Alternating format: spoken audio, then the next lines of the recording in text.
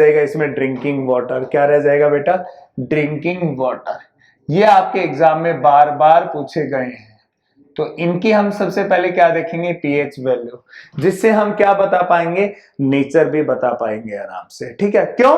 किसी का भी नेचर किसके ऊपर डिपेंड करता है? पीएच वैल्यू के ऊपर। तो पीएच वैल्यू का पता लग गया, वहां से हम नेचर भी आसानी से बता सकते हैं। तो शुरुआत करते हैं सबसे पहले मरीन वाटर। तो मरीन वाटर की पीएच वैल्यू कितनी होती है बेटा? ध्यान रखना, 8.4। कितनी होती है?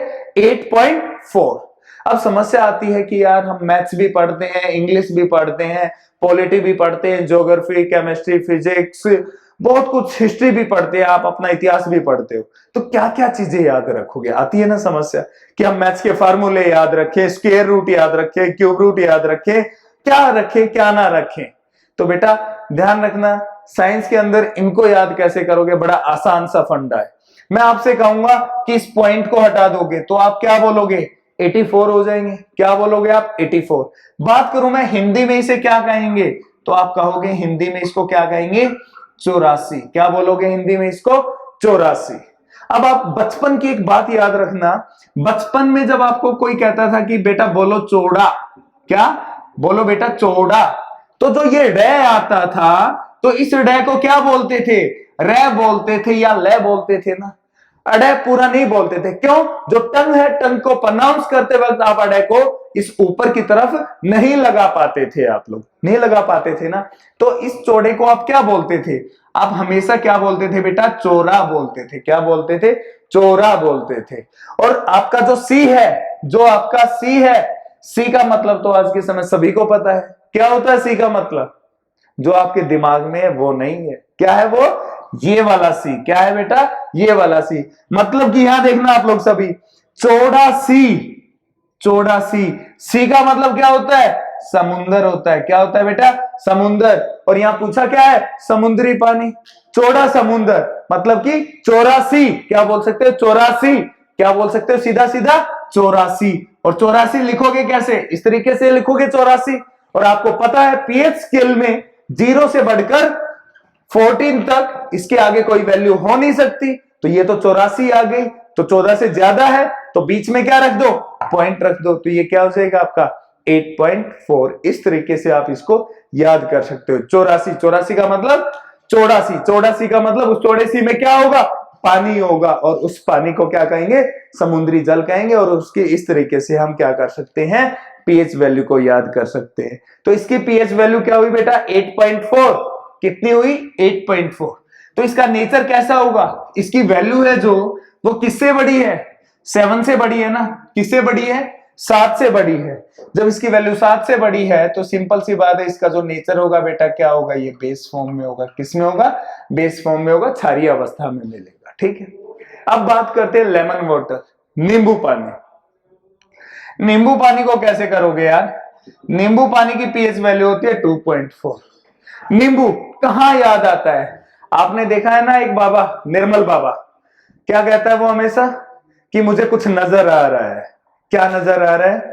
कि तुमने कहीं समोसा खाया, तुमने कहीं गोलगप्पे खाए, उसमें हरी चटनी नहीं डाली आपने, उसमें पार्ले जी का बिस्कुट नहीं खाया चाय के साथ, कहीं आपने ये नहीं खाया, वो नहीं खाया, XYZ ऐसे क्या करता है? बकवास करता रहता है ना। तो सेम एज इट इज, जब भी नींबू की बात आती है तो आपको वो नींबू बाबा, उस बाबा की तरह कहां पर याद आता है नींबू? कहां नींबू देखते हो सबसे ज्यादा? तो आपके दिमाग में बात आएगी कि सर हम तो सबसे ज्यादा नींबू कब देखते हैं? सैटरडे वाले दिन देखते हैं। दिन में भी देखते हो सैटरडे को और रात में भी देखते हो। क्यों? रात में नाइट के समय सैटरडे में नींबू का प्रयोग खुद करते हो?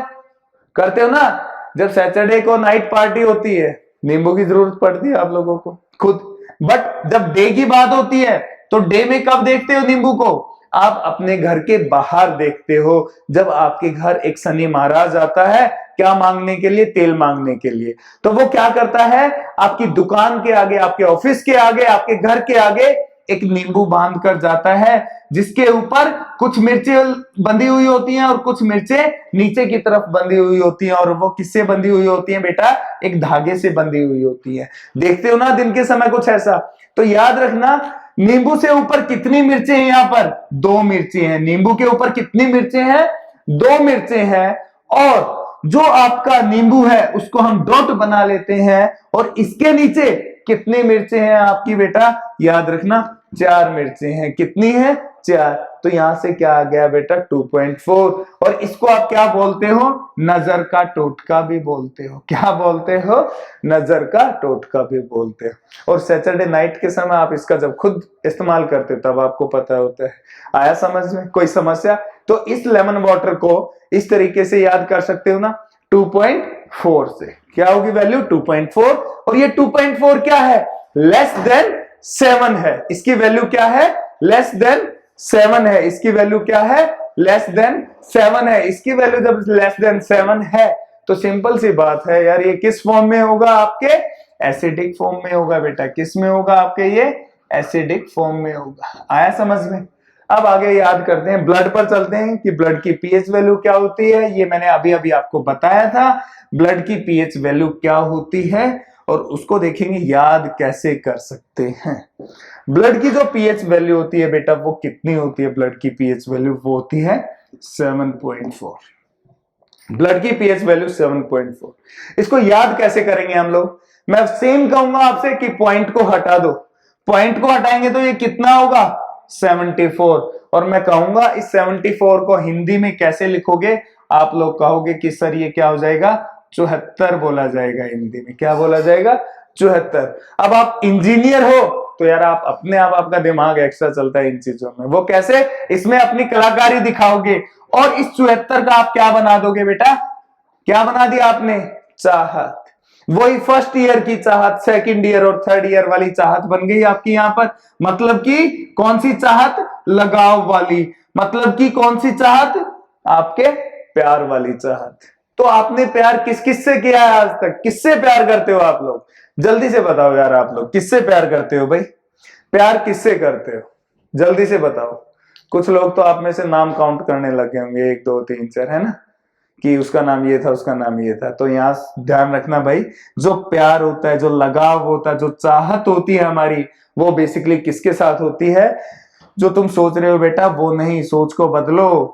ये किसके साथ होगा? आपकी मम्मी के साथ। किसके साथ होगा प्यार? मम्मी के साथ होगा, पापा के साथ होगा, भाई के साथ प्यार होगा और किसके साथ होगा बेटा? बहन के साथ प्यार होगा। तो याद रखना, ओरिजिनली जो प्यार होता है, जो चाहत होती है, जो लगाव होता है, वो किसके साथ होता है? मम्मी, पापा, भाई, बहन, इन 4 लोगों के साथ। और इन 4 लोगों के साथ ही आपका क्या होता है बेटा? ब्लड रिलेशन होता है। कैसा रिलेशन होता है? ब्लड का रिलेशन होता है, खून वाला रिश्ता होता है। कैसा होता है? खून वाला रिश्ता। तो आपने प्यार कितने लोगों से किया? 4 लोगों से किया। मम्मी, पापा, भाई, बहन से किया। तो बेटा 4 तो ऑलरेडी था ही आपके पास, और इस 7 ने क्या दे दिया? चाहत दे दिया। क्यों? 7 और चाहत एक जैसा है आपका।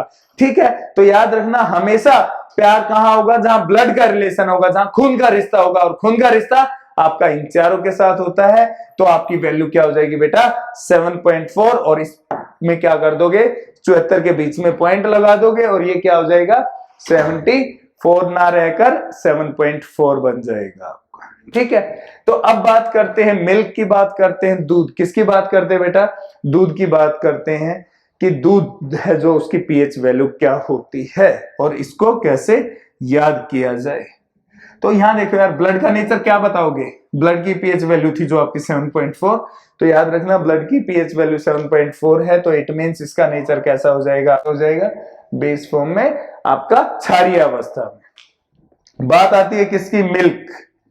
जो आपका मिल्क है जो आपका दूध, इसकी जो पीएच वैल्यू होगी बेटा वो होगी 6.6। क्या होगी? 6.6। तो इसको याद कैसे करें? तो सबसे पहले मुझे ये बताओ कि दूध सबसे ज्यादा कौन पीता है? जल्दी से बताओ मुझे, दूध सबसे ज्यादा कौन कौन पीता है भाई? कौन पीता है दूध सबसे ज्यादा?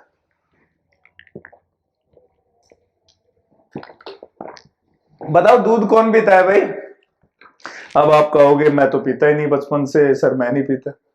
तो ध्यान रखना, सबसे ज्यादा दूध जो पीते हैं वो बच्चे भी नहीं पीते। कौन पीते हैं बेटा? जो आपके रेसलर बनते हैं, जो आपके पहलवान होते हैं, जो पहलवानी करते हैं, ये लोग क्या करते हैं? सबसे ज्यादा दूध पीते हैं।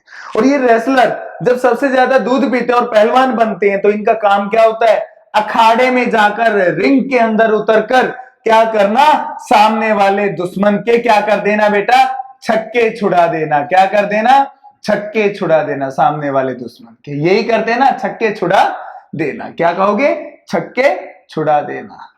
तो देखो यार, इस 6 से क्या बना, ये 6 बना, और इस 6 से क्या बना, 6 बना। 6 6 और 6 6 क्या है, आपके दूध की पीएच वैल्यू है। आया समझ में। तो इसको याद कैसे रखोगे, दूध, दूध सबसे ज्यादा कौन पीता है, आपके पहलवान पीते हैं, जो आपके रेसलर होते हैं। और उनका मुख्य कार्य, मेन फंक्शन क्या होता है, किसी अखाड़े में, किसी अखाड़े के अंदर या किसी रिंग के अंदर उतरकर पहलवानी करना, और जो उनके सामने दूसरा रेसलर होता है उसके क्या कर देना, छक्के छुड़ा देना। तो छक्के से एक 6 मिला और छुड़ा से एक 6 मिला, तो 6 6 6 6 क्या बन गया आपका, इसकी पीएच वैल्यू बन गई। आया समझ में। अब बात करते हैं यूरिन की, बात करते हैं किसकी बात करते हैं बेटा, यूरिन की बात करते हैं। तो याद रखना यूरिन की पीएच वैल्यू क्या होगी, सबसे पहले पीएच वैल्यू देखेंगे। तो चलो ये बताओ यार, जो मिल्क था 6.6, इसकी वैल्यू है 6.6, 6.6 है, 6.6। तो इसका नेचर कैसा होगा, इसका नेचर कैसा होगा, तो याद रखना दूध का जो नेचर होता है बेटा, वो अक्सर हमेशा बेस, सॉरी एसिड फॉर्म में होगा। क्यों, इसकी वैल्यू क्या है 6.6, लेस देन 7 है, तो इसका नेचर क्या होगा बेटा, एसिडिक फॉर्म में होगा, मतलब कि अम्लीय अवस्था में होगा। यूरिन की जो पीएच वैल्यू होती है बेटा, कितनी होती है, 6 होती है। ध्यान रखना, कितनी होती है यूरिन की पीएच वैल्यू, 6। इसको याद कैसे करोगे, आपको पता है जो दिल्ली की हाई प्रोफाइल लड़कियां होती हैं, जिनको पढ़ाई लिखाई से कोई मतलब नहीं होता है, और वो लड़कियां जब कभी दिल्ली के किसी सुलभ शौचालय के पास से गुजर रही होती हैं, तो वो हमेशा क्या करती हैं, उनके हाथ में एक हैंकी होता है, और उस हैंकी को ऐसे हिलाते हुए क्या करेंगी, छी कितनी गंदी स्मेल, क्या कहेंगी, छी कितनी गंदी स्मेल, ऐसे बोलेंगे ना। चाहे वो स्मेल उनके अंदर से क्यों ना आ रही हो, फिर भी उनकी आदत होती है कि छी कितनी गंदी स्मेल। क्यों, दिल्ली में तो पानी भी वैसे बहुत कम आता है यार, तो वो नहाती कहाँ है, क्यों, हाई प्रोफाइल हो गई तो नहाने का टाइम होगा नहीं उनके साथ, और क्या बोलोगे, छी कितनी गंदी स्मेल, कुछ ऐसे बोलती है ना। तो छी बोला जैसे ही मुझे तो क्या मिल गया, 6 मिल गया, और 6 से मुझे क्या चाहिए था यार, मुझे तो 6 से सीधा सीधा पीएच वैल्यू मिल गई, और 6 आया तो क्या बना ये आपका यूरिन, आपका एसिडिक बना। कैसा बना यूरिन आपका, एसिडिक अम्लीय अवस्था है। या सिंपल सा ऐसे याद कर लो यार, यूरिन से क्या आती है, स्मेल आती है ना, बदबू आती है, और बदबू आती है तो आप क्या बोलते हो, छी बोलते हो। छी बोला तो 6 मिला, क्यों, छी से क्या आया, 6 आया, 6 से 6, भाई पीएच वैल्यू बनी इसकी। और लेस देन 7 है, तो इसका मतलब ये क्या हो गया आपका, किस फॉर्म में है, एसिडिक फॉर्म में। किस फॉर्म में है, एसिडिक फॉर्म में। आया समझ में भाई। अब बात आती है आपके अल्कोहल की, किसकी बात आती है, अल्कोहल की, जो आपका अपना गंगा जल है। तो मुझे जल्दी से बताओ इसकी पीएच वैल्यू क्या है। इस गंगा जल की पीएच वैल्यू तो सभी को पता होगी भाई, सभी को पता है ना इसकी पीएच वैल्यू। तो बताओ क्या होगी इसकी पीएच वैल्यू, जल्दी से बताओ, बताओ भाई। तो याद रखना, इस गंगा जल की जो पीएच वैल्यू होती है बेटा, वो क्या होती है, इसकी पीएच वैल्यू होती है 2.8। कितनी होती है, 2.8। अब बात आती है इसको याद कैसे करोगे। देखो यार, इस गंगा जल को ग्रहण करने के लिए क्या करना पड़ता है, प्रोग्राम बनाना पड़ता है ना। और प्रोग्राम कैसे बनाना पड़ता है, जैसे आज मैं आपसे कहूं कि यार आज तो प्रोग्राम सेट करना है, आज तो मन है गंगा जल को ग्रहण करने का, तो मैं क्या करूंगा, किसी न किसी अपने पार्टनर की तलाश करूंगा। मतलब कि प्रोग्राम सेटअप करने के लिए गंगा जल के कितने लोगों की जरूरत होगी, 2 लोगों की जरूरत होगी। कितने लोगों की, 2 लोगों की। और जब 2 लोग होंगे तो उनके पास क्या होंगे, कुछ ऐसे बेटा गिलास भी होंगे। मतलब कि कम से कम पीने वालों की कितने की जरूरत हुई यहां पर, 2 लोगों की, और 2 ही क्या होंगे, गिलास होंगे। और जब इसका कार्यक्रम शुरुआत की जाएगी तो इसमें क्या किया जाएगा, गंगा जल को डाला जाएगा। और जैसे इसके अंदर गंगा जल जाएगा तो इसका पहला नियम क्या कहता है कि दोनों गिलास को क्या करना चाहिए, ऐसे चीयर्स करना चाहिए। क्या करना चाहिए, चीयर्स करना चाहिए। और जब आप चीयर्स करोगे तो धीरे धीरे दूसरा नियम आएगा, तीसरा नियम आएगा इसका, और अंतिम पड़ाव पर चले जाओगे जब आपकी बोतल खाली होती चली जाएगी और जब आप ऊपर उठते चले जाओगे। उस समय लास्ट नियम क्या कहता है कि अपना कार्यक्रम खत्म करके क्या करना है, गिलास को दिखाना है कि मेरा भी गिलास खाली हो गया है और मेरा भी। और आखिरी में क्या बोलते हो, तू भी मेरा भाई और मैं भी तेरा भाई, कुछ ऐसा ही करते हो ना सेम।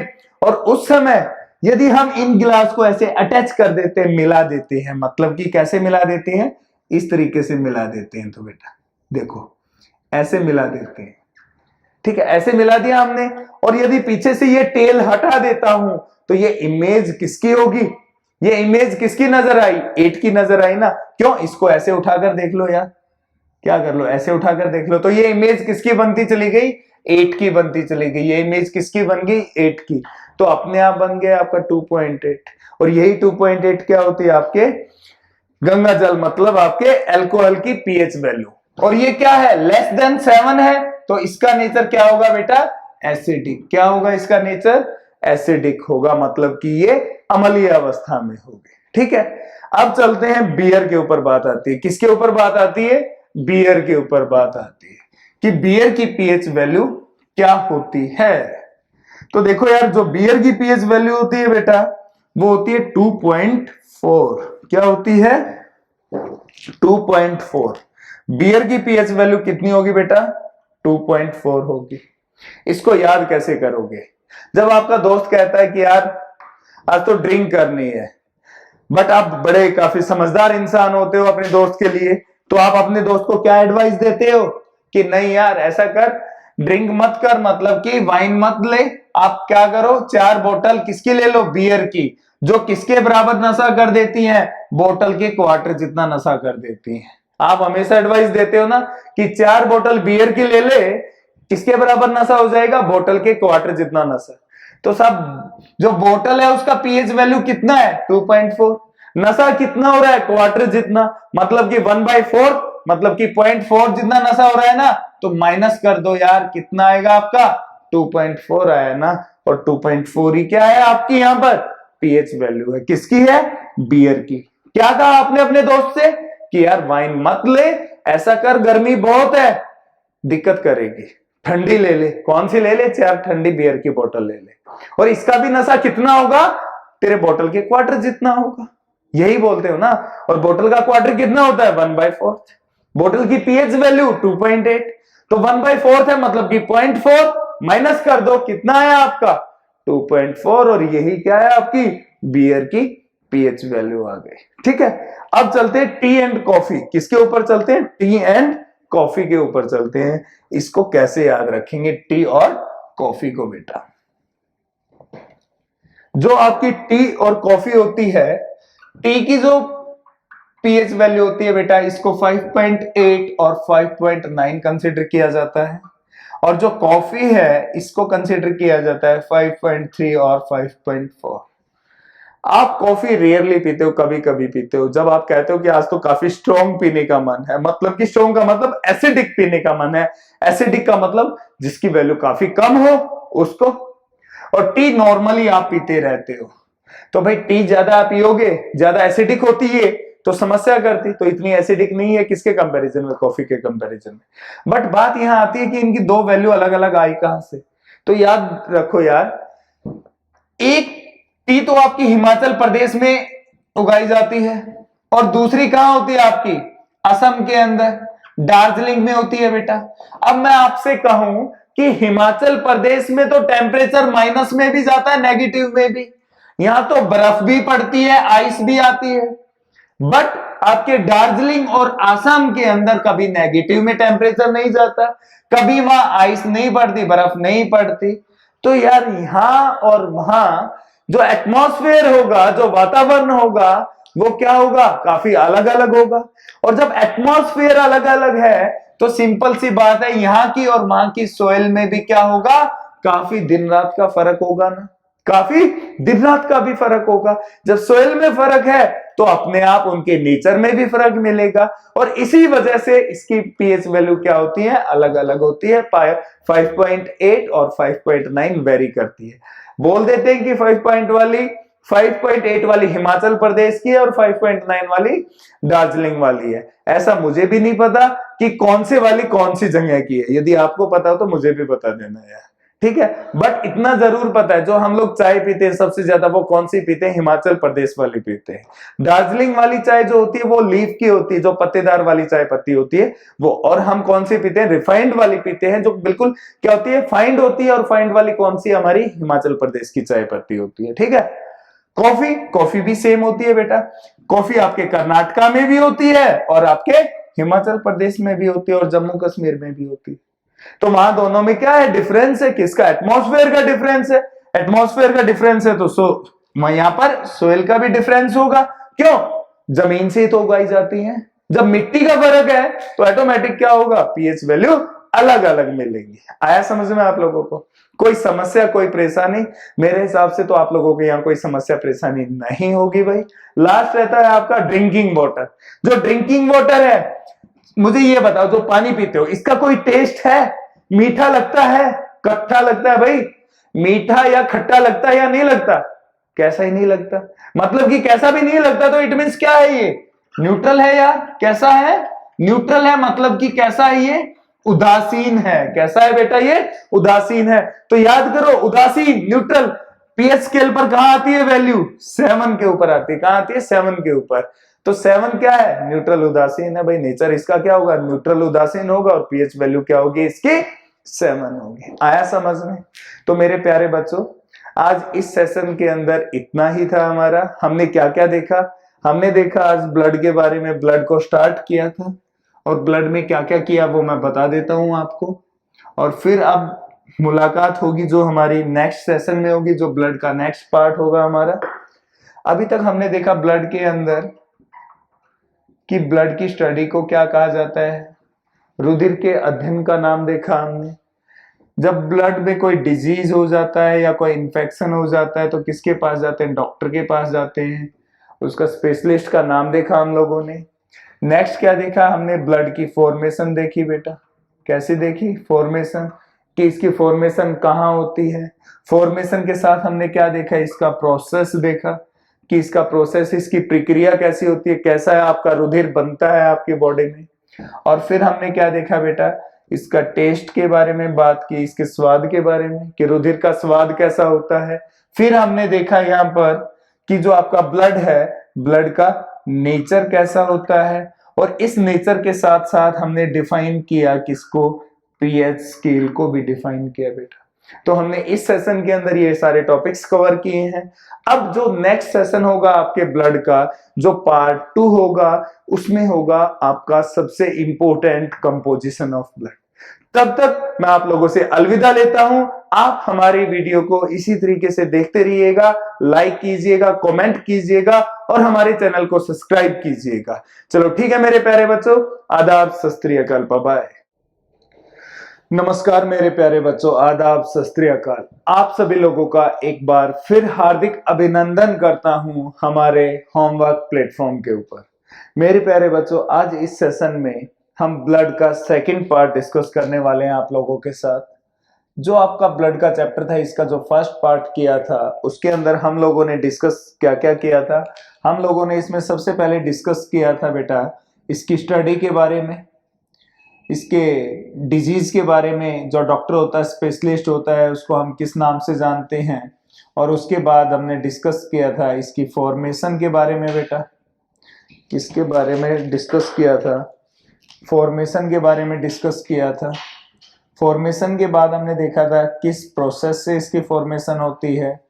फिर हमने इसके बारे में देखा था कि जो आपका ब्लड है, इसका अमाउंट कितना होता है हमारी बॉडी में। अमाउंट के बाद हमने डिस्कस किया था मेरे प्यारे बच्चों इसके टेस्ट के बारे में और इसके नेचर के बारे में हम बात कर चुके थे। और नेचर के अंदर हमने डिस्कस किया था पीएच स्केल। अब आपका ब्लड का मेन चैप्टर की शुरुआत होती है, जहां से बार बार एग्जाम में क्वेश्चन पूछे जाते हैं। और देखो यार, बायोलॉजी एक ऐसा पोर्शन है, आप किसी भी गवर्नमेंट एग्जाम की तैयारी कर रहे हो, मैं ये नहीं कहता सिर्फ एसएससी के लिए, मैं किसी भी गवर्नमेंट एग्जाम की तैयारी की बात कर रहा हूं, चाहे आपका रेलवे का हो, आपका एनटीपीसी हो, आरआरबी, जेई हो, चाहे आपका कोई स्टेट गवर्नमेंट का इंजीनियरिंग का एग्जाम हो, या चाहे कोई भी गवर्नमेंट का आपका नॉन टेक्निकल एग्जाम हो, हर एक में आपका जीएस एंड जीए का पोर्शन आता है। हर पेपर के अंदर जीएस एंड जीए का पोर्शन आता है। और जो जीएस एंड जीए का पोर्शन होता है, ये इसके अंदर कॉम्बिनेशन होता है दो सब्जेक्ट का। बेसिकली किस किस का, आपका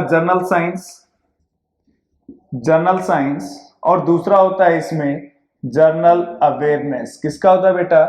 जर्नल अवेयरनेस का होता है। तो जर्नल साइंस में आपके तीन सब्जेक्ट होते हैं, फिजिक्स, केमिस्ट्री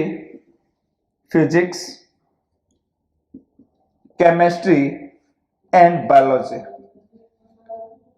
तो सबसे ज्यादा जो क्वेश्चंस एग्जाम में पूछे जाते हैं रैंडमली, कोई भी आपका जो गवर्नमेंट एग्जाम होता है, तो उसमें सबसे नंबर ऑफ क्वेश्चंस आपके इस जीएस एंड जीए वाले पोर्शन में से आपके बायोलॉजी के अंदर सबसे ज्यादा क्वेश्चन पूछे जाते हैं। काफी इजी है। बहुत लोग कहते हैं कि सर बायोलॉजी कैसे पढ़े कैसे नहीं। मैं वो शख्स हूं आप लोगों को जो बायोलॉजी सिखा सकता हूं। आपको बायोलॉजी 101% आ जाएगी, ये मेरा दावा है आप लोगों से। बस उसके लिए क्या करना पड़ेगा, आपको मेरे साथ अपने खुद के नोट्स बनाने पड़ेंगे। जो चीजें मैं आपको यहां बता रहा हूं, आप लोगों को वो चीजें अपनी कॉपी में अपने नोट्स के अंदर नोट डाउन करनी पड़ेंगी और सिर्फ 1 या 2 बार उनको रिवाइज कर लेना। यार मैं गारंटी लेता हूं कि 101% आप बायोलॉजी से कोई भी क्वेश्चन को मिस नहीं करने वाले। तो आओ करते हैं हम स्टार्ट इस सेशन का। और इसमें सबसे पहले देखेंगे बायोलॉजी के अंदर आपका पार्ट सेकंड, और स्टार्ट करेंगे कंपोजिशन ऑफ ब्लड से, रुधिर के घटक से। तो सभी बच्चे हेडिंग डालेंगे कंपोजिशन ऑफ ब्लड, रुधिर के घटक। तो हेडिंग डालें सभी बच्चे कंपोजिशन ऑफ ब्लड।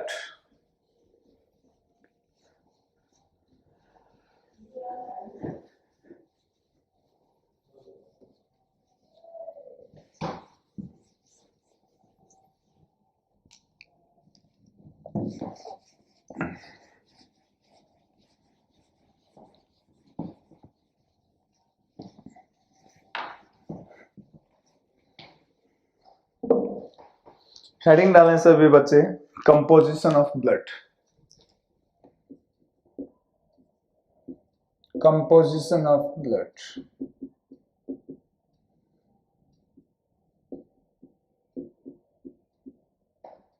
हिंदी में बोलेंगे इसके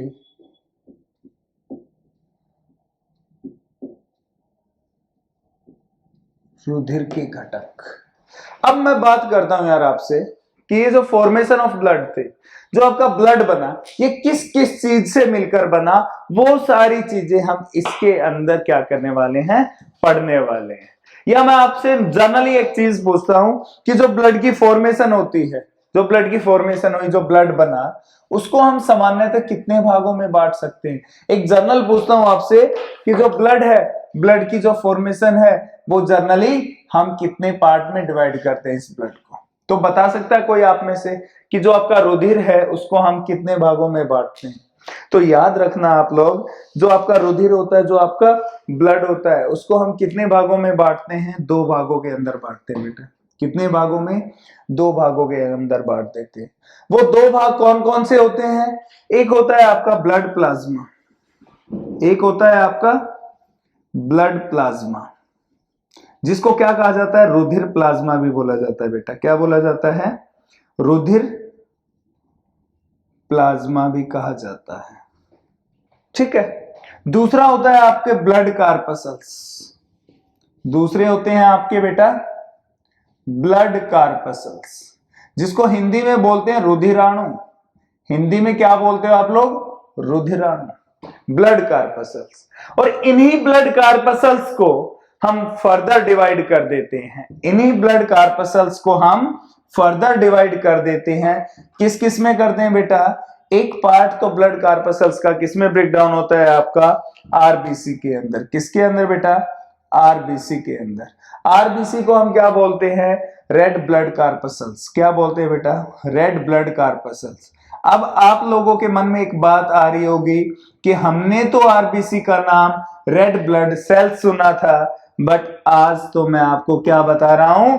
कार्पसल्स। ऐसा क्यों बोला जाता है, अभी मैं इस सेशन में आगे आपको बताने वाला हूं कि आरबीसी को मैंने सेल ना बोलकर कार्पसल्स क्यों बोला, वो मैं अभी आपको बताऊंगा। फिर बात आती है, इसके बाद आपका कौन सा है सेकंड, डब्ल्यूबीसी। सेकंड कौन सा है आपका, डब्ल्यूबीसी। डब्ल्यूबीसी को हम किस नाम से जानते हैं बेटा, व्हाइट ब्लड कार्पसल्स के नाम से।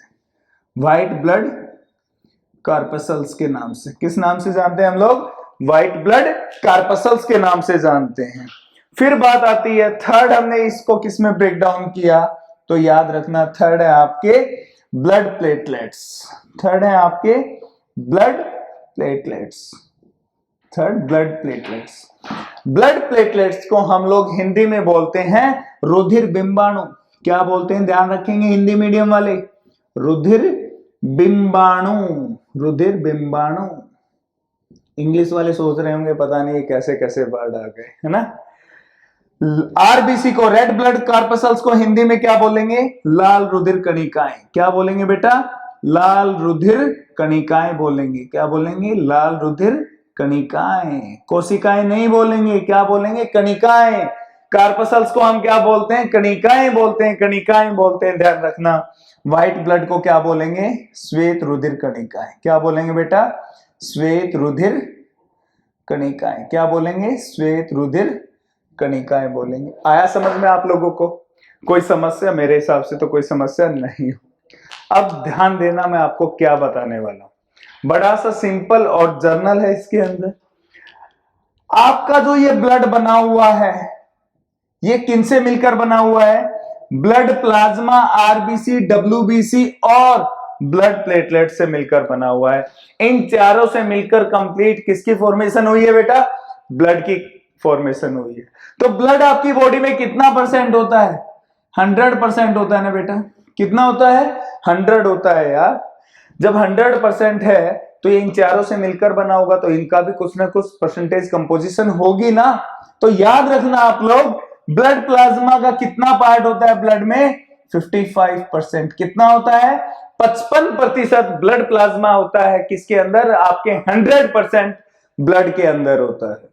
रिमेनिंग 55 को 100 में से माइनस करते हैं तो मिलता कितना है आपको, 45%।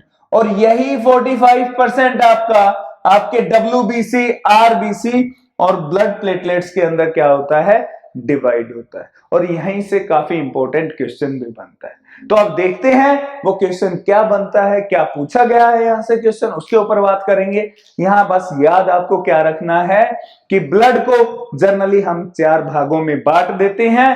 वो भाग कौन से हैं, plasma, RBC, WBC, blood platelets. But बात करें बेसिक, बेसिक तो 2 ही हुए, एक प्लाज्मा हुआ और दूसरा कार्पसल्स। और कुल मिला के इन चारों से क्या है, आपका ब्लड 100% बना हुआ है, और जिसमें से 55% ब्लड प्लाज्मा होता है और रिमेनिंग परसेंटेज किसकी होगी, आपके ब्लड कार्पसल्स की होगी। ठीक है, तो अब चलते हैं, वो क्वेश्चन क्या है जो यहां से क्वेश्चन पूछा गया है, उस क्वेश्चन के ऊपर हम लोग बात करते हैं।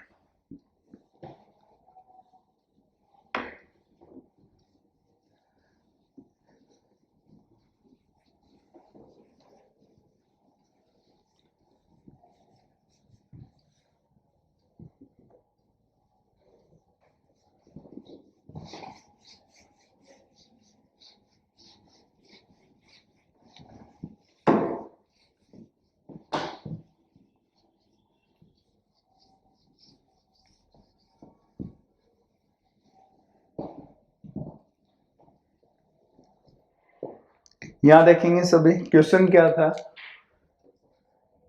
इन which of followings,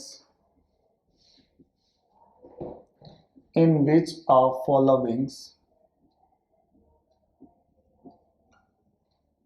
contains, in which of followings contain maximum amount of blood, maximum amount of blood, maximum amount of blood, in which of following contains maximum amount of blood। Option क्या बनते हैं बेटे, पहला option आएगा आपका ए, exam में दिया हुआ है आपका आरबीसी, बी दिया हुआ है आपका डब्ल्यूबीसी, सी ऑप्शन जो दिया हुआ है आप लोगों का प्लेटलेट्स, और डी ऑप्शन जो आपका दिया हुआ है आपका प्लाज्मा। आया समझ में आप लोगों को? और यही क्वेश्चन में पूछा है कि इन चारों में से किसके पास सर्वाधिक मात्रा में मैक्सिमम अमाउंट में ब्लड की मात्रा पाई जाती है। तो देखो यार, अभी अभी मैंने फ्लो चार्ट में आपको बताया था, क्या बताया था कि जो आपका ब्लड है, यहां देखेंगे सभी बच्चे, जो ब्लड है आपका वो आपकी बॉडी में कितना है, 100% है ना। इसको हमने क्या किया था, डिवाइड किया था। इसको हमने क्या किया था, डिवाइड किया था। क्या किया था हमने, इसको डिवाइड किया था दो पार्ट के अंदर। और वो दो पार्ट कौन से थे, एक प्लाज्मा का पार्ट था आपका और दूसरा कार्पसल्स का पार्ट था। किसका था बेटा, कार्पसल्स का पार्ट था। और इसी कार्पसल्स को हमने फर्दर डिवाइड कर दिया था किसमें, आपके आरबीसी में। किसमें, आपके आरबीसी में। और किसके अंदर डिवाइड कर दिया था बेटा हमने, डब्ल्यूबीसी के अंदर। और हमने किया था इसको प्लेटलेट्स के अंदर। किसके अंदर बेटा, प्लेटलेट्स के अंदर किया था। तो देखो यार, मैंने बताया था जो ब्लड 100% है आपका, उसमें 55% अकेला किसके पास है, प्लाज्मा के पास है। और रिमेनिंग 45% किसके पास है, कार्पसल्स के पास है। मतलब इसमें से किसके पास गया, आरबीसी के पास भी गया कुछ परसेंट, डब्ल्यूबीसी के पास भी गया और कुछ परसेंट आपका प्लेटलेट्स के पास भी गया, रुधिर बिंबाणु के पास भी गया। तो मैक्सिमम किसके पास हुआ, प्लाज्मा के पास हुआ ना, 55%। तो आपका राइट ऑप्शन क्या हो जाएगा यहां पर बेटा, डी हो जाएगा। क्या हो जाएगा आपका, डी हो जाएगा। क्या हो जाएगा, डी हो जाएगा। आया समझ में आप लोगों को? बिल्कुल, बहुत अच्छे यार, बहुत अच्छे, कमाल कर दिया आप लोगों ने। तो चलो ठीक है, अब वन बाय वन हम इसकी कंपोजिशन को डिटेल में पढ़ेंगे कि जो प्लाज्मा 55% है ये भी तो किसी न किसी चीज से मिलकर बना है। सेम आरबीसी तो किसी न किसी चीज से मिलकर बना होगा, डब्ल्यूबीसी भी और प्लेटलेट्स भी। तो हम इसकी कंपोजिशंस को वन बाय वन डिटेल्स के अंदर करेंगे हम। तो सबसे पहले हेडिंग डालेंगे आप लोग ब्लड प्लाज्मा। ठीक है, सबसे पहले हेडिंग क्या रहेगा अब हमारा, ब्लड प्लाज्मा। और इसको आगे हम लोग क्या करते हैं, कंटिन्यू करते हैं ब्लड प्लाज्मा को। और इस क्वेश्चन में शायद दिक्कत नहीं होगी। आगे इस क्वेश्चन को एक बार फिर बताऊंगा जब मैं आपकी ये चारों की चारी कंपोजिशंस कंप्लीट करवा दूंगा, तब फिर बताऊंगा। इसमें एक चीज और छुपी हुई है, अभी नहीं बताऊंगा इस क्वेश्चन के बारे में और डिटेल, ये बताऊंगा मैं जब हम चारों डिटेल को अच्छे से कर लेंगे कंपोजिशंस की को। तो आप लोग हेडिंग डालेंगे ब्लड प्लाज्मा। हेडिंग रहेगा आप लोगों का ब्लड प्लाज्मा रहेगा। ठीक है, तो हेडिंग डालें ब्लड प्लाज्मा। हेडिंग डालेंगे हम लोग ब्लड प्लाज्मा।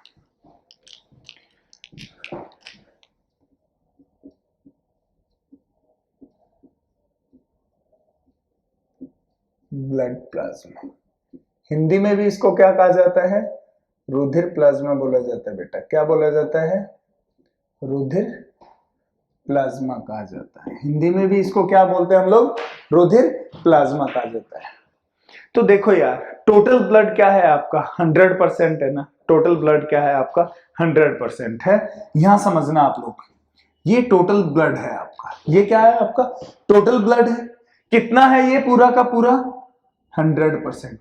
इसमें से 55% किसका पार्ट है बेटा, ये ब्लड प्लाज्मा का पार्ट है। किसका है बेटा, ये ब्लड प्लाज्मा का पार्ट है।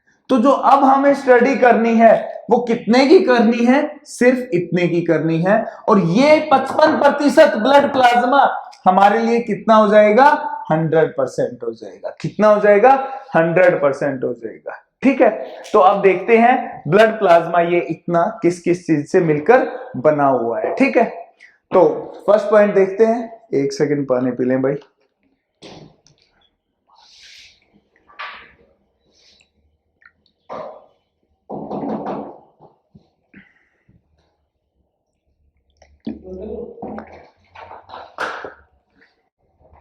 तो मैंने बताया, अब इसके अंदर देखेंगे प्लाज्मा के अंदर ये किस किस चीज से मिलकर बना हुआ है। पहला पॉइंट इसके अंदर, सबसे पहला पॉइंट, फर्स्ट पॉइंट, इस प्लाज्मा के अंदर 91 से लेकर 92%, ध्यान रखना बेटा, कितना बोल रहा हूं मैं, 91 से लेकर 92% किसकी अवेलेबिलिटी होती है, वाटर की अवेलेबिलिटी होती है। क्या पाया जाता है इसमें बेटा, पानी पाया जाता है। आया समझ में? प्लाज्मा के अंदर सर्वाधिक मात्रा में क्या पाया जाता है? यदि आपसे एग्जाम में पूछ लिया जाता है तो आप क्या बताओगे? पानी पाया जाता है, वाटर की अवेलेबिलिटी होती है। और इसी वाटर की अवेलेबिलिटी के कारण, याद रखना, इसी पानी के कारण क्या होता है, जो आपका ब्लड है, जो आपका रुधिर है, वो किस फॉर्म में पाया जाता है बेटा? एक फ्लूइड की फॉर्म में पाया जाता है, मतलब कि एक लिक्विड की अवस्था में पाया जाता है, मतलब एक तरल अवस्था में पाया जाता है। आपसे पूछा जाए कि ब्लड जो है वो तरल क्यों है, ब्लड जो है आपका वो लिक्विड फॉर्म में क्यों है? वो इसलिए है क्योंकि ब्लड प्लाज्मा में सर्वाधिक मात्रा में क्या पाया गया है? आपका पानी पाया गया है। क्या पाया गया है? वाटर की अवेलेबिलिटी, जिसके कारण ब्लड क्या हो गया? आपका लिक्विड फॉर्म में हो गया है, मतलब कि किस फॉर्म में हो गया है? फ्लूइड की फॉर्म में बन गया है। ठीक है, अब फिर सेकंड बात आती है कि इस ब्लड के अंदर, इस प्लाज्मा में और क्या होता है? तो देखो 92 पानी है, तो रिमेनिंग कितना बचा? 8%। तो याद रखना 8% में 7% क्या होती है बेटा? प्लाज्मा प्रोटीन होती है। 7% क्या होती है? यहां पर प्लाज्मा प्रोटीन्स होती है। क्या होती है? प्लाज्मा प्रोटीन्स होती है 7%। कौन कौन सी होती है? पहली होती है बेटा इसके अंदर एल्बुमिन प्रोटीन। ध्यान से सुनना, पहली कौन सी होती है? Albumin protein. फर्स्ट होगी एल्बुमिन प्रोटीन। सेकंड कौन सी होगी बेटा इसमें? Globin protein. कौन सी होगी? Globin protein. थर्ड कौन सी होगी बेटा इसके अंदर? फाइब्रोजीनियस प्रोटीन। कौन सी होगी बेटा? फाइब्रोजीनियस प्रोटीन होगी। थर्ड कौन सी होगी? फाइब्रोजीनियस प्रोटीन होगी। थर्ड है आपकी फाइब्रोजीनियस। फर्स्ट है एल्बुमिन प्रोटीन, सेकंड है ग्लोबिन और थर्ड है आपकी फाइब्रोजीनियस प्रोटीन। आया समझ में आप लोगों को? यहां तक मेरे हिसाब से किसी भी बच्चे को कोई समस्या नहीं होगी। एग्जाम में अब पूछा क्या जाता है यार? बड़ा ही सिंपल पूछा जाता है। क्या? एल्बुमिन प्रोटीन का फंक्शन, क्या फंक्शन करती है ये प्रोटीन? ग्लोबिन प्रोटीन्स क्या फंक्शन करती हैं? फाइब्रोजीनियस प्रोटीन क्या फंक्शन करती है? अब इसका ध्यान रखना एल्बुमिन प्रोटीन का। यहां पर इसके फंक्शन के लिए जो ये आपकी बॉडी में कार्य करती है, उसके लिए एक टेक्निकल टर्म है, और वो टेक्निकल टर्म क्या है बेटा? एल्बुमिन प्रोटीन हमारी बॉडी का हमेशा क्या बनाकर रखती है? एक ऑस्मोटिक बैलेंस बनाकर रखती है बेटा। क्या करती है? ऑस्मोटिक बैलेंस मेंटेन करती है। क्या करती है बेटा? ऑस्मोटिक बैलेंस मेंटेन करती है। आया समझ में? ऑस्मोटिक बैलेंस कौन मेंटेन करती है? Albumin protein. अब बात आती है कि ऑस्मोटिक बैलेंस होता क्या है? ऑस्मोटिक बैलेंस होता क्या है? तो एक बात बताओ यार, आप सभी के घर में कार, स्कूटर, बाइक होगा ना? कभी ना कभी तो आप इसको क्या किया होगा? आपने शोरूम से नया खरीद कर लेकर आए होंगे, और जब शोरूम से इसको न्यू लेकर आए हो नया, तो आपने क्या किया? कुछ किलोमीटर चलाने के बाद क्या किया होगा? यहां पर आपने इसकी सर्विस करवाई होगी। सब आपने अपने नए कार, स्कूटर, बाइक की सर्विस क्यों करवाई? क्यों करवाई? इसलिए करवाई ना कि जो इसका इंजन ऑयल था, जो इसका इंजन ऑयल था, उसमें क्या हो गई होगी? चिकनाहट कम हो गई होगी, तो आवाज करने लग गया होगा आपका इंजन, मतलब कि आपकी बाइक से आवाज आनी शुरू हो गई होगी, आपकी गाड़ी से, स्कूटर से आवाज आई होगी। वो किसके कारण? इंजन में जब चिकनाहट कम हो जाती है तो इंजन के अंदर जो पार्ट्स होते हैं वो आपस में घिसना शुरू हो जाते हैं, और जिसके कारण आवाज उत्पन्न होता है ना। तो अब मुझे सेम यहां पर बताओ यार कि आप सभी का भी तो जन्म हुआ है, आप सभी भी तो नए बनकर आए हो, इस दुनिया में आए हो ना। तो जब अपनी दुनिया में आए हो, सपोज करो आप सभी का जन्म 1992 से लेकर कब तक हुआ है? 96 के बीच में हुआ है। तो आज का समय कितना है? 2020 का। तो आप कितने साल के हो गए हो साहब? कम से कम 26 साल के तो हो ना। 26 से लेकर कितने साल के हो यहां पर? 28 के। कितने के हो? इतने साल के हो गए हो यार आप लोग। तो क्या आपने, किसी ने अपनी सर्विस करवाई है? क्यों? यहां तो कुछ किलोमीटर चलते ही आपने सर्विस करवा ली थी अपनी स्कूटर, बाइक, कार की, बट आपने अपनी सर्विस करवाई क्या? आज तक आप बहुत किलोमीटर चल पड़े होंगे, पैदल बहुत चले होंगे ना, तो आपने आज तक अपनी सर्विस करवाने की जरूरत समझी? क्या नहीं करवाई? या आपने कुछ ऐसा मौका मिला हो कि आपने किसी की सर्विस की हो? कुछ तो कर लेते यार, जब आए हो अपनी सर्विस नहीं करवा रहे तो किसी और की कर लो, सिंपल सी बात है। तो कुछ तो करो, इस दुनिया में आए हैं तो आपको करना चाहिए यार। तो आपने अपनी सर्विस नहीं करवाई। क्यों नहीं करवाई? वो इसलिए नहीं करवाई क्योंकि ये जो प्रोटीन है आपकी एलोबिन्स प्रोटीन, ये जैसे यहां पर इंजन के पार्ट्स थे उसमें ऑयलनेस कम हो गई थी, सेम आपकी जो बॉडी के पार्ट्स होते हैं, आपकी शरीर के जो पार्ट्स होते हैं, बॉडी पार्ट होते हैं, जो आपके बॉडी के पार्ट्स होते हैं, जो शरीर के अंग होते हैं, उनके ऊपर ये प्रोटीन क्या करती है? As a oil lubricant work करती है। As a oil lubricant work करती है। As a oil lubricant work करते काम करती है, चिकनाहट के रूप में शरीर के विभिन्न अंगों के ऊपर चिकनाहट के रूप में कौन सी प्रोटीन कार्य करती है? तो आप लोग कहोगे कौन सी करेगी? वो एलोबिन्स प्रोटीन करेगी, जिसके कारण कभी भी आपको कोई समस्या नहीं आती। बट अब आपके जो दादा दादी हैं, जो आपके नाना नानी हैं, वो अक्सर कहते हैं ना कि बेटा हमारे घुटनों में, जब उनको घुटनों में दर्द होता है, कि हमारे घुटनों में तो ग्रीस बनना बंद हो गया है, कहते हैं ना, अक्सर सुना होगा। तो वो ग्रीस क्या था?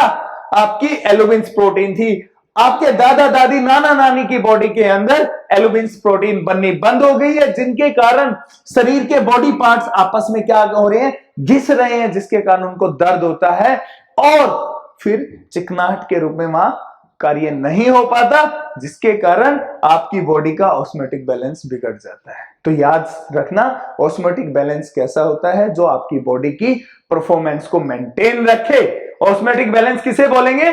जो आपकी बॉडी की परफॉर्मेंस को मेंटेन रखे। और वो मेंटेन कौन रखती है? एलोबिन्स प्रोटीन। किस फॉर्म में रखती है? कैसे रखती है? ये शरीर के विभिन्न अंगों के ऊपर ऑयल लुब्रिकेंट की तरह कार्य करती है। किसकी तरह कार्य करती है बेटा? ऑयल लुब्रिकेंट की तरह, मतलब कि चिकनाहट के रूप में शरीर के विभिन्न अंगों पर कौन सी प्रोटीन कार्य करती है? तो आप बोलोगे एलोबिन्स प्रोटीन करती है। कौन सी करती है? एलोबिन्स प्रोटीन करती है। आया समझ में? मेरे हिसाब से यहां तक किसी को समस्या नहीं होगी बिल्कुल भी। चलो ठीक है, अब सेकंड का फंक्शन देखते हैं, ग्लोबिन्स प्रोटीन क्या करती हैं। किसका फंक्शन देखेंगे हम? ग्लोबिन्स प्रोटीन का फंक्शन देखेंगे।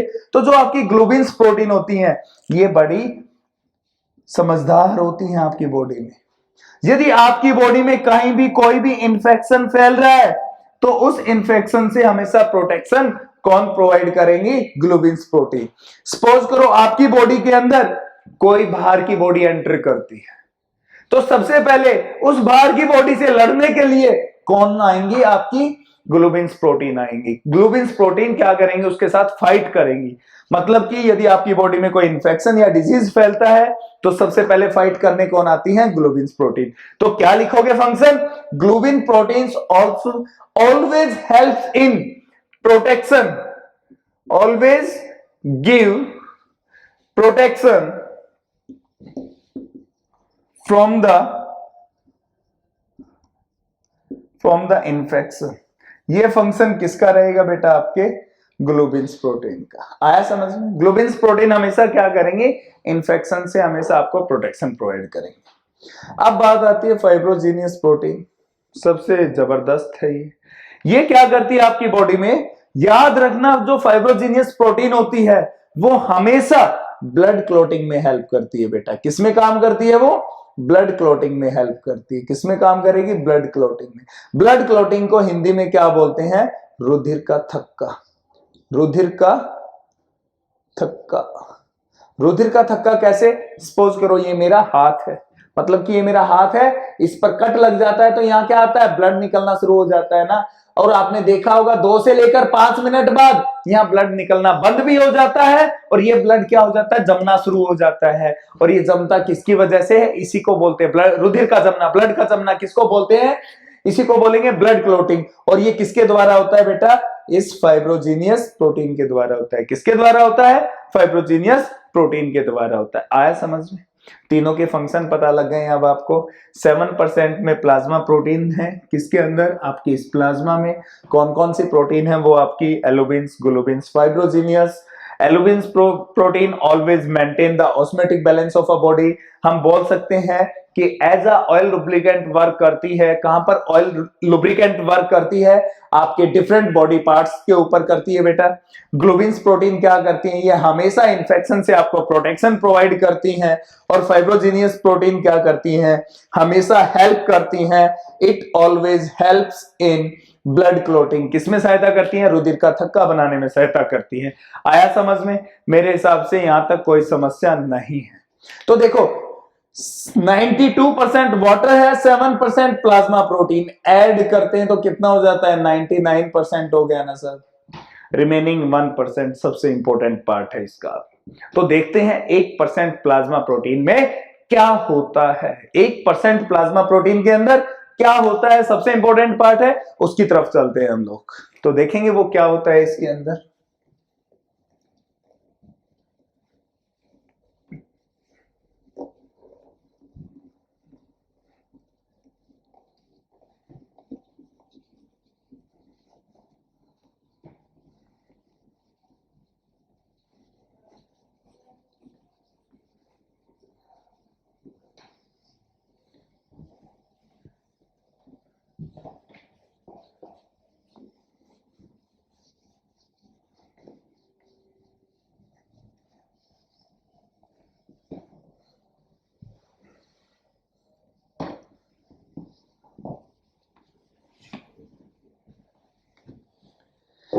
यहां देखेंगे 1% क्या होता है बेटा इसके अंदर। काफी इंपॉर्टेंट पार्ट है, ध्यान देंगे सभी बच्चे। 1% मैंने आपको अभी अभी जस्ट बताया। क्या बताया बेटा? फाइब्रोजीनियस प्रोटीन के बारे में। किसमें थी? प्लाज्मा प्रोटीन का एक पार्ट थी फाइब्रोजीनियस प्रोटीन। ये फाइब्रोजीनियस प्रोटीन का मुख्य कार्य क्या था? इसका फंक्शन मैंने अभी आपको क्या बताया? ये हेल्प करती है। क्या करती है बेटा? सहायता करती है, हेल्प करती है किसके अंदर? ब्लड क्लॉटिंग में। किसमें सहायता करती है बेटा? ये ब्लड क्लॉटिंग में सहायता करती है। तो देखो यार, आपकी बॉडी से ब्लड बाहर आया तो क्या हो गया? वो जम गया। मतलब कि ये मेरा हाथ है। क्या है ये? मेरा हाथ है, मतलब कि ये मेरा हैंड है। यहां पर कट लगा, ब्लड बाहर आया और 2 से लेकर 5 मिनट के अंदर क्या हो गया? यहां पर ब्लड जमना शुरू हो गया। बट एक बात सोचो यार, ये जो ब्लड जो बाहर आया, ये तो आपकी बॉडी में मौजूद होता है ना मौजूद। 24 आवर्स ये ब्लड आपकी बॉडी में मौजूद होता है। बट क्या ये कभी आपके बॉडी के अंदर जम पाता है? जमता है कभी ब्लड? जमता है या नहीं जमता है? नहीं जमता ना यार। क्यों नहीं जमता? वो इस 1% के कारण। मतलब कि आपकी बॉडी के अंदर कभी भी ब्लड कोगुलेट नहीं होता, जमता नहीं है। वो क्यों नहीं जमता? क्योंकि 1% है। क्या ये 1%? ये देखते हैं। मैंने बात किसकी की है? कि आपकी बॉडी के अंदर ब्लड नहीं जमता। और किसी चीज को हम जब बोलते हैं कि जमना, मतलब कि इंग्लिश में इसको कन्वर्ट करेंगे जमने को, तो हम क्या बोलेंगे? कोगुलेट बोलेंगे बेटा। क्या बोलेंगे? कोगुलेट बोलेंगे। क्या बोलेंगे? कोगुलेट। और ना जमना, ना जमना, तो इसके आगे मैं क्या लगा सकता हूं? एंटीकोगुलेट। एंटीकोगुलेंट। तो याद रखना 1% आपकी बॉडी में क्या होता है? एक ऐसा सब्सटेंस प्रेजेंट होता है जो आपके ब्लड को क्या नहीं करने देता? जमने नहीं देता। तो ये वो 1% एंटीकोगुलेंट सब्सटेंस है जो क्या नहीं होने देता? आपकी बॉडी के अंदर ब्लड को जमने नहीं देता। तो साहब इस एंटीकोगुलेंट सब्सटेंस का नाम भी होगा। तो याद रखना इस सब्सटेंस का नाम क्या होता है बेटा? हेपरिन होता है। क्या होता है? हेपरिन होता है। यही वो हेपरिन है जो आपकी बॉडी के अंदर कभी ब्लड को जमने नहीं देता। ठीक है। अब एक और बात आती है सबसे इंपॉर्टेंट। क्या? इस सब्सटेंस के साथ एक पिगमेंट पाया जाता है। इस सब्सटेंस के पास, मतलब कि हेपरिन के साथ क्या होता है बेटा? एक पिगमेंट पाया जाता है। क्या पाया जाता है? एक पिगमेंट पाया जाता है। पिगमेंट को हम क्या बोलते हैं? वर्णक बोलते हैं। तो साहब जो इसके साथ एक पिगमेंट पाया जाता है उसका नाम भी तो होगा कुछ ना कुछ। तो याद रखना उस पिगमेंट का नाम क्या होता है? यहां पर बेटा नाम होता है ब्लूबिरिन पिगमेंट। क्या होता है? ब्लूबिरिन पिगमेंट।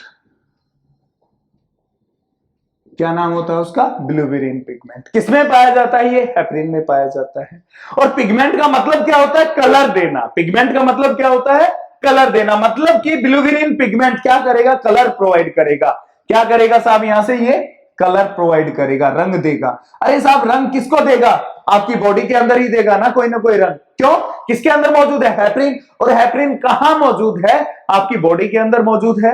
तो ये किसको कलर देगा, आपकी बॉडी को। तो बॉडी के किसी ना किसी पार्ट पर तो वो कलर देगा ना, और वो कोई ना कोई कलर होगा। कैसा कलर, रेड ब्लू ग्रीन, कुछ तो कलर होगा ना। तो याद रखना ये हमेशा कैसा कलर प्रोवाइड करता है बेटा, ये करता है लाइट येलोइश कलर। कैसा करता है, हल्का पीलापन, लाइट येलोइश कलर प्रोवाइड करता है। और ये कहां पर करता है ये कलर प्रोवाइड, तो याद रखना ये आपके फेस के ऊपर करता है बेटा, चेहरे पर करता है। फेस तो बहुत बड़ा है यार, फेस पर कहां करता है, तो याद रखना बिलो द आईज। कहां करता है बेटा, बिलो द आईज, आपकी आंखों के नीचे, below the eyes, below the eyes, आपकी आंखों के नीचे कलर प्रोवाइड करता है। कौन कलर प्रोवाइड करता है, बिलिरुबिन पिगमेंट। अब यहां देखना, यदि आपकी आंखों के नीचे कम से कम 20 से लेकर 25 दिन तक यह कलर रह जाता है, कैसा, येलोइश कलर, तो यहां पर आपको क्या हो जाती है बेटा, एक बीमारी हो जाती है। क्या हो जाता है, एक डिजीज हो जाता है, एक बीमारी उत्पन्न हो जाती है। और वो डिजीज कौन सा उत्पन्न होता है, याद रखना बेटा, उस डिजीज का नाम होता है जॉन्डिस। कौन सा होता है बेटा, वो जॉन्डिस, जिसको हिंदी में बोलते हो पीलिया। क्या हो जाता है, पीलिया। पीलिया कब होता है, जब आपकी आंखों के नीचे 20 से 25 दिन क्या रहे, पीलापन रहे। उस कंडीशन में आपको क्या हो जाएगा, पीलिया हो जाएगा। और जब कोई पीलिया होता है, जब कोई बीमारी होती है, ये क्या एक डिजीज है, जब कोई बीमारी होती है तो बीमारी अपना हमेशा क्या करती है, प्रभाव छोड़ती है शरीर के किसी न किसी अंग पर, अपना इफेक्ट क्या करती है बेटा, शो करती है। तो शरीर के कौन से बॉडी पार्ट के ऊपर जॉन्डिस अपना इफेक्ट शो करता है, तो याद रखना उसका नाम क्या होगा बेटा, उसका नाम होगा आपका लीवर। मतलब कि जब जॉन्डिस हो जाता है तो जॉन्डिस होने के बाद आपके किस अंग को ये खराब कर देता है, लीवर को, यकृत को खराब कर देता है। कौन खराब कर देता है, जॉन्डिस। और होता कब है, जब आपकी आंखों के नीचे पीलापन होता है। अब बात आती है पीलापन होता है कब है, तो याद रखना जो ये बिलिरुबिन पिगमेंट है ये हमारे शरीर के अंदर 0.4 से लेकर 1.7 mg पर 100 ml ऑफ ब्लड के अमाउंट में प्रेजेंट होता है। यदि इसका अमाउंट, किसका, बिलिरुबिन पिगमेंट का अमाउंट 2 से अधिक बढ़ जाता है, 2 से अधिक बढ़ जाता है, मतलब कि 1.7 से बढ़ना स्टार्ट हो जाए और 2 से भी ज्यादा चला जाता है, तो यह कलर प्रोवाइड करेगा। कैसा कलर प्रोवाइड करेगा, लाइट येलोइश। कहां पर करेगा, आपके चेहरे पर। चेहरे पर कहां करेगा, आपकी आंखों के नीचे। और यह कलर 20 से 25 दिन तक आपकी आंखों के नीचे रुक जाता है तो आपको एक बीमारी हो जाएगी, और उस बीमारी का नाम क्या होगा बेटा, जॉन्डिस। उसका नाम क्या होगा, पीलिया।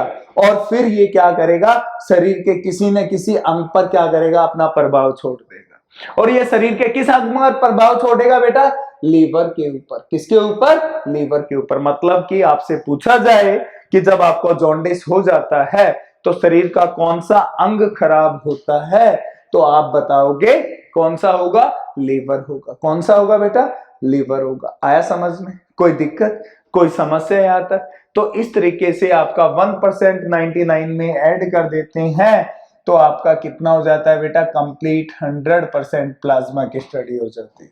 प्लाज्मा में सिर्फ 3 ही पॉइंट है बेटा, कौन कौन से हैं, बेसिक मेन पॉइंट्स है। वैसे तो इसमें सॉल्ट वगैरह भी आता है, ग्लूकोज वगैरह भी आता है, बट वो एसएससी में नहीं पूछा जाता, वो चीजें अलग हैं। वो मैं आपको न्यूट्रिएंट्स में बताऊंगा, जितने भी सॉल्ट्स हैं, मिनरल्स हैं, आपका ग्लूकोज कार्बोहाइड्रेट्स के द्वारा होता है।